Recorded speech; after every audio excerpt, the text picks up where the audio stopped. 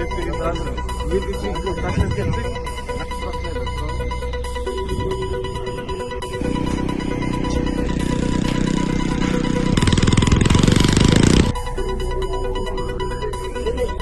көчөдө өз негизинен кызыл чийимге дагы көп аралыкта чыгып кеткен үйлөрүбүз бар.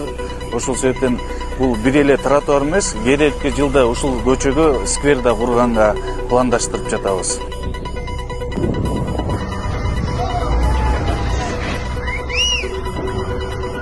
Пикирим туура колдойм аны. Конечно, шаар өнүгүш керек, өсүш керек дегендей.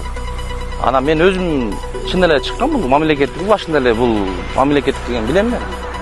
Анан эми азыр 3 күн эме берип атат, жылдырып кайта ордуна коюп, конечно, биздин мамлекеттин эмесине эч кандай укугубуз да жок.